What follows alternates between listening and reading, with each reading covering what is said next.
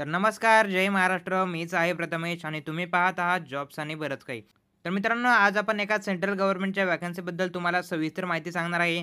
काय असणार आहे व्हॅकन्सी, कोणकोणते पदे असणार आहेत, कोणकोणते विद्यार्थी यासाठी अर्ज करू शकतात, अर्ज कुठे करायचा आहे, पात्रता काय लागणार आहे, सर्व सविस्तर माहिती याच व्हिडिओमध्ये तुम्हाला समजून सांगणार आहे. त्यासाठी व्हिडिओ मात्र शेवटपर्यंत नक्की बघा. तर मित्रांनो, सेंट्रल वेअरहाऊस कॉर्पोरेशन म्हणजेच मित्रांनो केंद्रीय भंडारण निगम यांच्याकडून ही जाहिरात प्रसिद्ध करण्यात आलेली आहे. सेंट्रल गव्हर्नमेंटची व्हॅकन्सी असणार आहे, मात्र तुम्हाला महाराष्ट्रातून तुम्ही अर्ज करू शकता. त्याचबरोबर तुमचं नोकरीचं ठिकाणसुद्धा महाराष्ट्रामध्ये असणार आहे. तुमची जी काही यामध्ये एक्झाम असणार आहे, त्याचं ठिकाणसुद्धा महाराष्ट्रामध्ये असणार आहे. त्याचमुळे ही चांगली संधी असणार आहे. जर तुम्ही यासाठी पात्र होत असाल, तर नक्कीच अर्ज करायला पाहिजे. कोणकोणते पदे असणार आहेत, ते आता बघूया.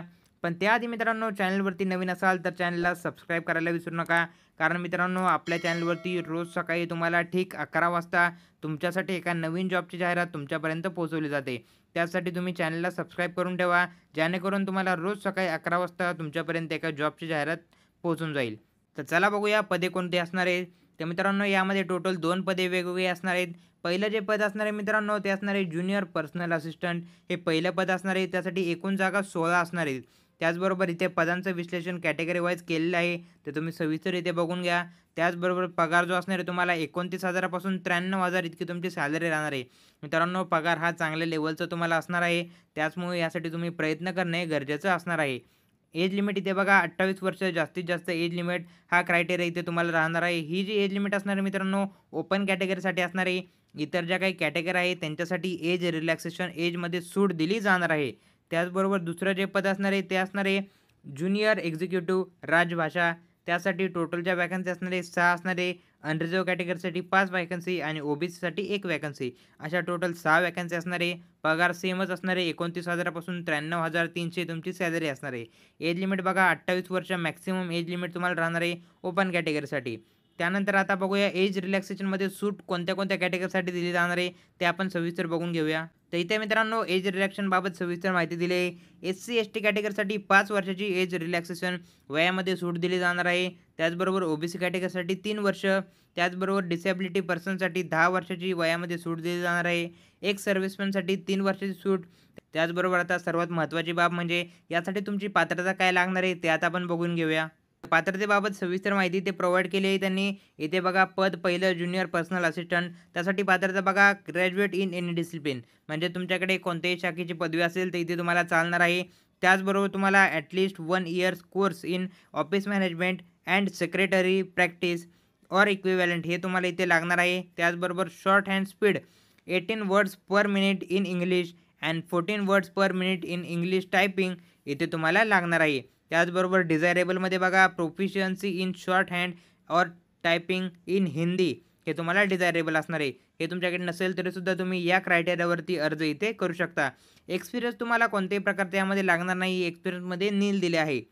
त्याचबरोबर दुसरं जे पद असणार आहे ते असणार आहे ज्युनियर एक्झिक्युटिव्ह राजभाषा. यासाठी तुम्हाला graduate with Hindi as a elective और English as a main subject from the government recognised university और degree diploma equivalence to BA in Hindi हे तुमचं झालं असेल तर तुम्ही यासाठी अर्ज करू शकता. डिझायरेबल क्वालिफिकेशनमध्ये बघा proficiency in working with Hindi software application हे तुमच्याकडे नसेल तरीसुद्धा तुम्ही याच्या बेसिसवरती अर्ज करू शकता. त्याचबरोबर एक्सपिरियन्स इथेसुद्धा तुम्हाला कोणत्याही प्रकारचा लागणार नाही आहे. त्यानंतर आता आपण बघूया यामध्ये तुमचं सिलेक्शन कशाप्रकारे असणार आहे ते आपण बघून घेऊया. पहिली जी पोस्ट आहे त्यासाठी तुम्हाला ऑनलाईन टेस्ट होणार आहे तुमची. त्यानंतर तुमची स्किल टेस्ट होणार आहे. त्यानंतर तुमचे डॉक्युमेंट व्हेरिफिकेशन आणि त्यानंतर तुमचं फायनल सिलेक्शन यामध्ये असणार आहे. दुसरी जी पोस्ट आहे मित्रांनो त्यामध्ये मात्र ऑनलाईन टेस्ट आणि तुमचं डायरेक्ट डॉक्युमेंटेशन ह्या 2 स्टेपमध्ये तुमचं सिलेक्शन होणार आहे. याबाबत सविस्तर माहिती त्यांनी या जाहिरातमध्ये मेन्शन केलेलीच आहे. ही जी PDF आहे मित्रांनो आपल्या टेलिग्राम चॅनलवरती अवेलेबल करून देतो. टेलिग्राम चॅनलची लिंक डिस्क्रिप्शनमध्ये प्रोव्हाईड केली आहे. तिथे जाऊन तुम्ही टेलिग्राम चॅनलला जॉइन करा. टेलिग्राम चॅनलवरून ही PDF डाउनलोड करा. PDF एकदा सविस्तर वाचा. जर तुम्ही यासाठी पात्र होत असाल तर नक्कीच अर्ज करायला पाहिजे. सिलेक्शन प्रोसेसबाबत सर्व स्टेप बाय स्टेप प्रोसेससुद्धा त्यांनी या PDFमध्ये सविस्तर एक्सप्लेन केलेलीच आहे. त्यानंतर यासाठी बघूया तुमची ही जी काही एक्झाम असणार आहे ऑनलाईन टेस्ट यासाठी तुमचं सेंटर कुठे असणार आहे, महाराष्ट्रामध्ये सेंटर कुठे असणार आहे ते आपण बघूया आता. तर एक्झामिनेशन सेंटरबाबत सविस्तर माहिती त्यांनी इथे प्रोव्हाईड केली आहे. आपण आता इथे बघूया महाराष्ट्रासाठी कुठे सेंटर असणार आहेत. इथे बघा महाराष्ट्रासाठी मुंबई, ठाणे, नवी मुंबई, नागपूर, पुणे, औरंगाबाद, त्याचबरोबर कोल्हापूर, नाशिक, जळगाव, अमरावती आणि नांदेड इतके सारे सेंटर महाराष्ट्रामध्ये असणार आहे. त्याचमुळे तुम्हाला परीक्षेबाबत काही चिंता करायची गरज नाही आहे. इथल्या कोणत्याही सेंटरवरती तुम्ही परीक्षा ऑनलाईन पद्धतीने देऊ शकता. त्याचबरोबर नोकरीचं ठिकाणसुद्धा महाराष्ट्रामध्ये असणार आहे. ही एक महत्त्वाची बाब मित्रांनो इथे असणार आहे. त्यानंतर आता आपण बघूया यासाठी अर्ज कुठे करायचा आणि अर्जाची फी किती असणार आहे ते आपण बघूया. तर मित्रांनो अर्ज करण्याबाबत सविस्तर माहिती इथे बघा. त्यांची जी काही ऑफिशियल वेबसाईट असणार आहे त्या वेबसाईटवरती जाऊन तुम्हाला ऑनलाईन पद्धतीने अर्ज करायचा आहे. अर्ज हा मित्रांनो 17 तारखेपासून 17/10/2025 पासून अर्जाला सुरुवात झालेली आहे. शेवटची जी तारीख असणार आहे ती मित्रांनो असणार आहे 15/11/2025. 15 नोव्हेंबर 2025 ही शेवटची तारीख असणार आहे. अर्जासाठी काही मोजकेच दिवस राहिलेले आहे. त्याचमुळे तुम्ही सविस्तर माहिती वाचून यासाठी नक्कीच अर्ज करायला पाहिजे.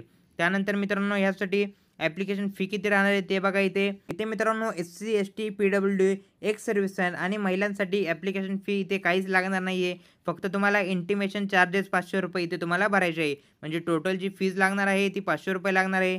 त्याचबरोबर अदर कॅन्डिडेट्स किंवा EWS आणि OBC कॅटेगरीसाठी ₹850 ॲप्लिकेशनची फी असणार आहे आणि ₹500 इंटिमेशन चार्जेस तुम्हाला इथे द्यावे लागणार आहे. म्हणजे टोटल जी फी असणार आहे 1350 ही टोटल फी तुम्हाला इथे द्यावी लागणार आहे. त्याचबरोबर ऑनलाईन ॲप्लिकेशनची प्रोसेससुद्धा त्यांनी इथे मेन्शन केली आहे.